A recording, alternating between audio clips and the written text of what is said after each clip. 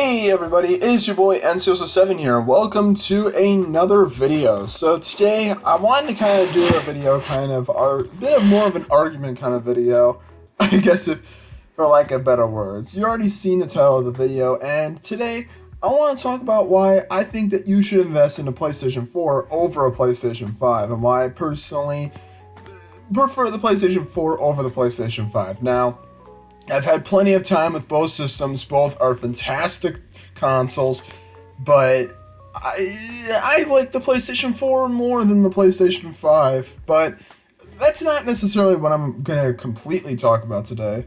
I'll sprinkle it in there somewhere, but I wanted to mostly talk about two reasons why you should get a PlayStation 4 or invest in a PlayStation 4 instead of a PlayStation 5, because everyone's trying to get the PlayStation 5s nowadays, and honestly, well, I can understand why.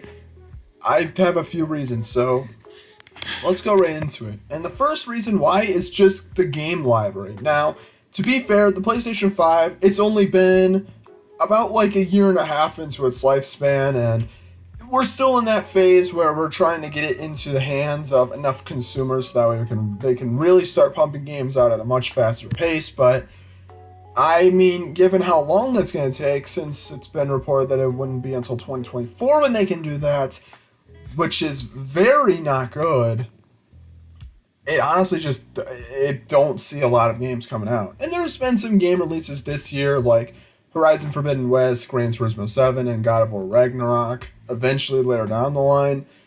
But it's like, all of those games are also getting PS4 versions as well, so well, I mean, honestly, it just doesn't make a lot of sense. I mean, yeah, I get the PlayStation 5 versions are better, the PlayStation 5 is much faster, and there's also the haptic feedback and better performance, like,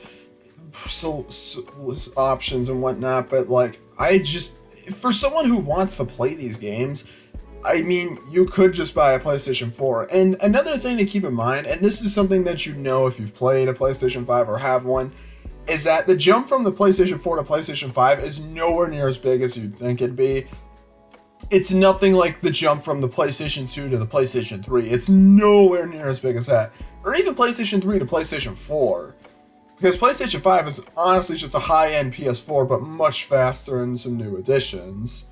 That's pretty much what it is. And while the PlayStation 5, like, technically is superior to the PS4, I don't know, the PlayStation 4 has a much better library of games. Now, to be fair, you can play all PS4 games on PlayStation 5, which some people will use to argue, hey, that's a reason to get a PlayStation 5. But honestly, though, the PlayStation 5 doesn't really have a lot of exclusives, and, well, yes, there is stuff to play on PlayStation 5. Not all of them are exclusive. Some of them have PS4 versions. And honestly, the games that are exclusive, while pretty good, I don't know if it's necessarily a good enough reason to really get a PlayStation 5 yet.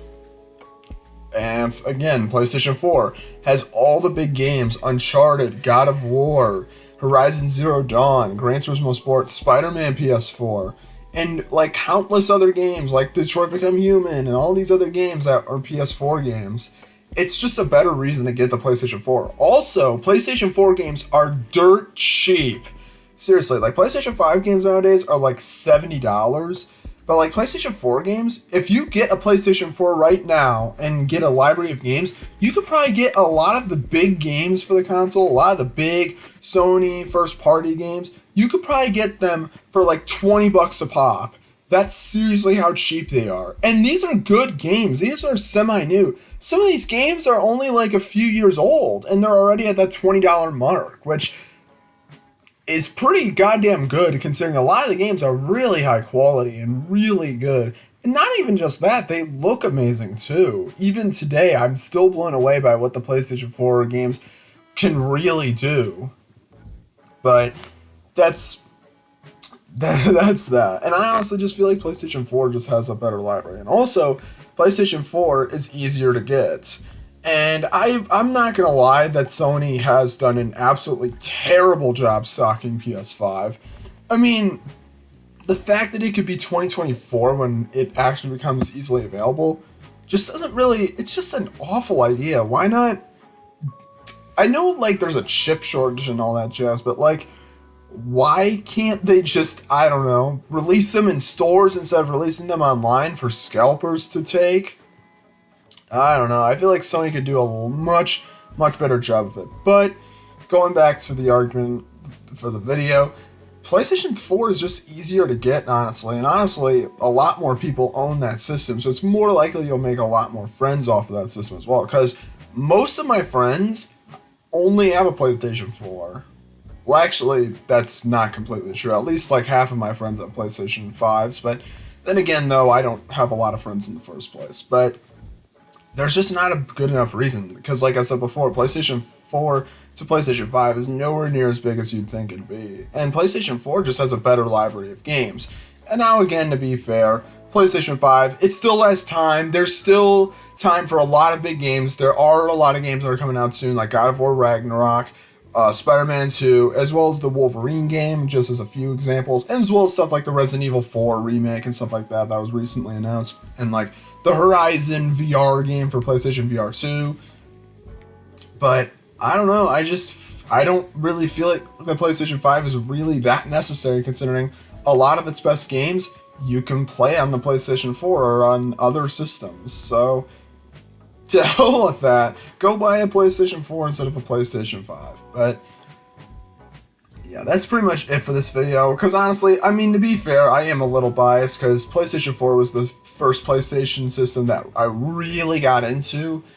And like, PlayStation 5 is a really good system, but honestly, like, given how difficult it is just to purchase the damn thing, I'd honestly rather go for like a PlayStation 4 if you didn't have either of the systems. Though I have heard that PlayStation 4s have even gotten more difficult to buy, but you could probably get a PlayStation 4 much more easily, considering they sold like at least 80 million, possibly 100 million. I don't know accurate sales figures, but you can get them quite easily. But yeah, that is pretty much it for this video. And don't get me wrong, I love both systems. There's a lot of games on PlayStation 5 that I really like.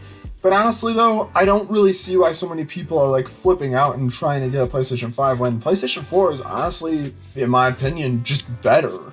Now, of course, like I've said 1,000 times, PlayStation 5 still has a good amount of time. And do I think it will be better than PlayStation 4? Well, we'll just have to wait and see on that. But yeah, that's pretty much it for this video. So thank you guys so much for watching. Let me know in the comment section whether or not you like the PlayStation 5 more or the PlayStation 4 more, whether or not you agree with me or not.